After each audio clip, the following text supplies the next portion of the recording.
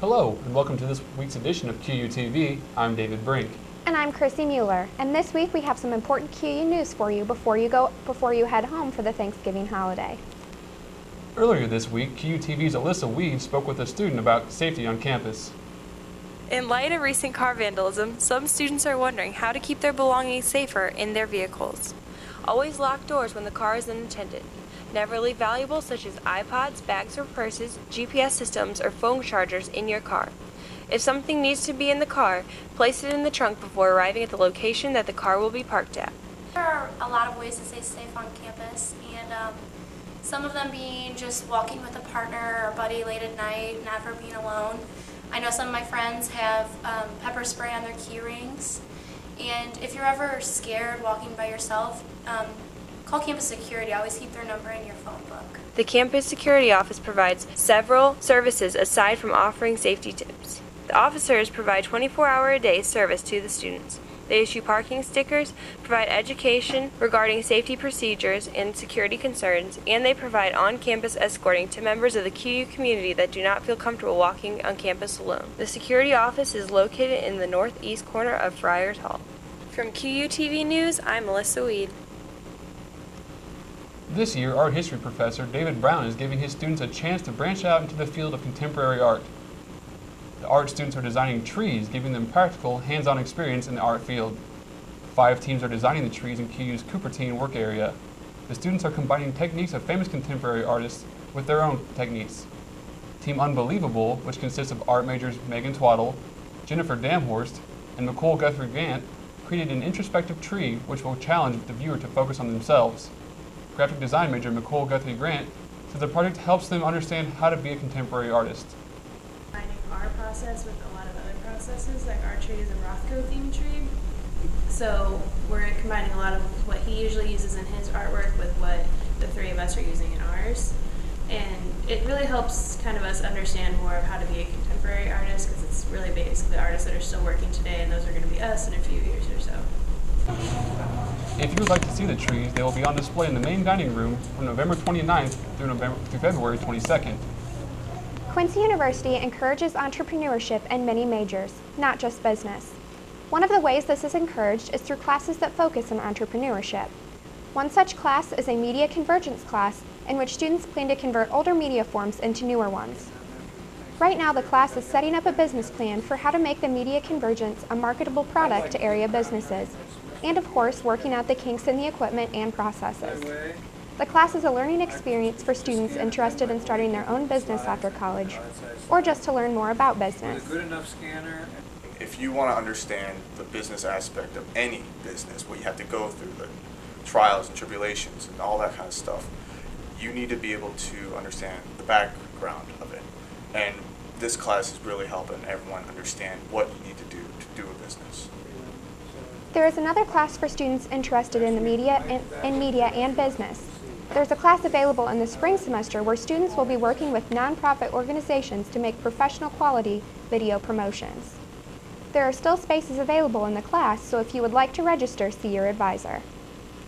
Thanksgiving is typically thought of as a holiday for celebration, focusing on family.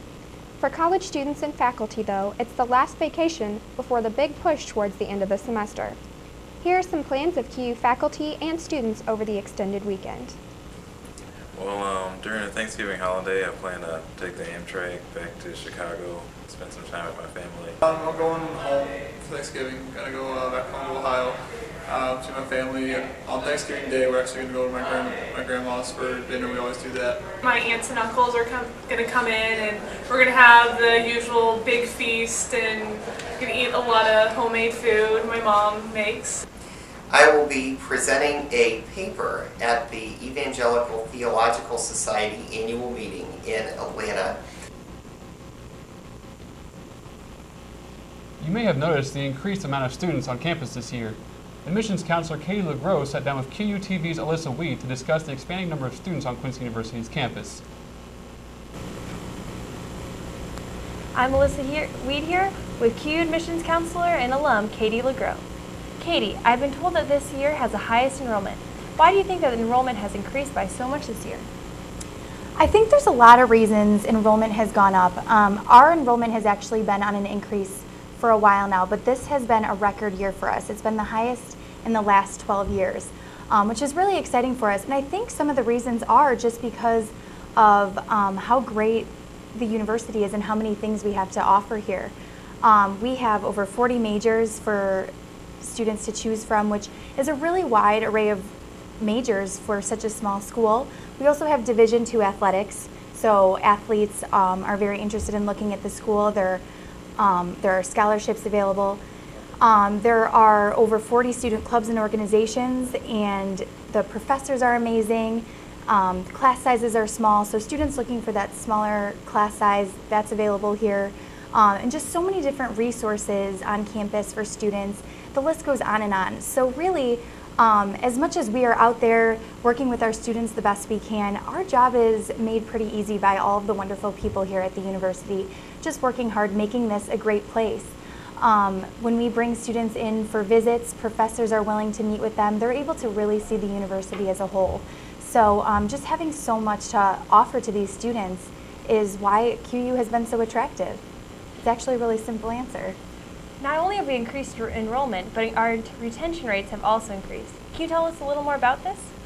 Yeah, absolutely. You know, a lot of times when you do see enrollment going up, there's a lot of concerns. One of them being, we had heard some people saying, you know, maybe the standards are lowered. This isn't true at all. Our standards have gone up. Our average GPA and ACT coming in have actually gone up. So that's one concern that we can take away. The next concern is retention a lot of times. You're getting all of these students on campus. Now the concern is to keep them on campus.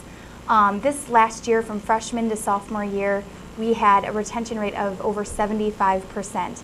And if you look at other universities in our caliber, that is about 7 or 8% higher than most other universities. So enrollment's up, retention's up. It's a really exciting time to be here at QU. What do you think will happen with enrollment in the next few years? Well, I'm glad to say that if I had to predict, I think enrollment will only continue to grow. Of course, being in admissions, we do hope for this, and we do have plans that this will be the case. But I think the reason for that is just because we are continuing to grow as a campus. We have new dorm renovations happening, new dorms being built on campus. The list goes on and on. So we have a lot of great hopes for the future. Thank you, Katie, and good luck to you and the admissions team on recruitment this year. Thank you. Video games are a modern form of entertainment for many, but gamers have forgotten their board and puzzle game roots. Last week's National Gaming Day sought to unite the game players from across the world at their local libraries. QU's Brenner Library welcomed local game store owners from the Quincy Mall to host board, card, and role-playing games. Their goal was to show that there is still a strong market for games that don't require a controller. We noticed that we had a very good response from the community. In fact, we had such a good response that we had some of the best sales in the nation against some very large cities. And so we thought that there was actually a draw in this community for family-oriented games. Fifer co-owns the store Down the Playce in the Quincy Mall. Their store was not alone in this event. National Gaming Day is a worldwide event that takes place over 1 week over 1,800 libraries across the world. There's been quite an interest on campus about the newest game in the line of Call of Duty games, and some students have even been caught playing all night. QUTV's own Alex Whitler let us in on the latest craze. There are a lot of first-person shooters out there vying for a gamer's attention. Now I'll be willing to bet none of them can match up to the popularity, sales, and overall best quality that is Call of Duty franchise. In particular, their latest installment, Black Ops, is their best yet. It looks great, it plays well, and it's a solid reason why it does very little to stray from their already best style. The single-player campaign takes you into the Vietnam era as it was beginning. History and military buffs will enjoy how the story plays around with a lot of controversial and tense events in history, such as the Bay of Pigs invasion. It's a short experience that will quickly send you to either multiplayer online or zombies. Don't be confused. Zombies is Call of Duty's take on just that. Defend yourself from as many of them until you are taken out. The online is just perfect. With a leveling system that curves novices into experts and a quick-paced style of run-and-gun shooting, it is the best series entry. The game has broken first-day sales records, earning $360 million, and it also has a Jeep Wrangler named after the game.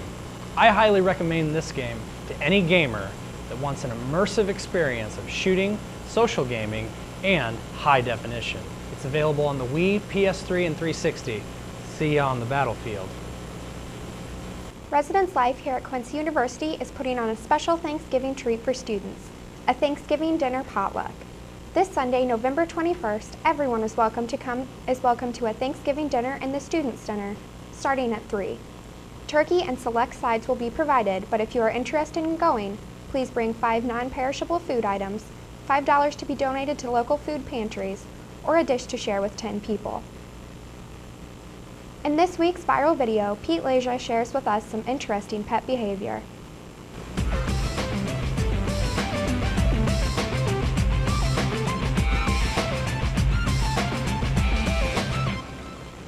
Welcome back to QTV's Viral Video of the Week. This week we have more of a homemade type of video to review, but that doesn't mean it's any less fantastic to watch. I'll be giving a play-by-play on a little cat and mouse action, but not just any ordinary cat and mouse action, however. You'll just have to see this to believe it. Be careful, because it'll be over in a second if you blink. Absolutely unbelievable. Look at the airtime the cat gets as it leaps towards its prey. The bat even appears to struggle in an attempt to escape. The cat retains its focus, however, and ensnares its target, even though it lands on a foreign object. And now it's eating time for old Tabby. Now, despite the little slip on its landing, it's all about the style, and this cat's definitely got it. So I'm going to give it a 10 out of 10. Well, that's all for this week's Viral Video of the Week. From QTV News, I'm Pete Leja reminding you that bats are really just mice with wings. I'll have another video for you next week. The Quincy University men's and women's soccer teams were both in action this past weekend competing in the NCAA Division II National Tournament. This year marked the second appearance for the men's team and first since 1998, and fifth consecutive appearance for the women's team. This milestone marks a record for the program and is the first time any QU team has made the national tournament 5 consecutive years. The Midwest region's 4-seeded men's team squared off against the tournament host, 1-seed Northern Kentucky University. The Hawks fought into overtime, but saw their season come to an end with a final score of 2-1. The loss gave the Hawks an overall record for 2010 of 11-7-2. The 5th-seed Lady Hawks team fared better than their male counterparts, beating 4th-seed Tiffin University 1-0 in Allendale, Michigan. This win advanced the Lady Hawks onto the second round Sunday against number 1 seed and 5th nationally ranked Grand Valley State University. The Lady Hawks could not pull off a win, losing to Grand Valley in the tournament for the 3rd time in the past 5 years, 3-0. The Lady Hawks finished their season with an overall record of 14 wins, 5 losses, and 3 ties. Thank you for watching QUTV. We will see you in 2 weeks after a short break for Thanksgiving. From all of us here at QUTV, have a great Thanksgiving break.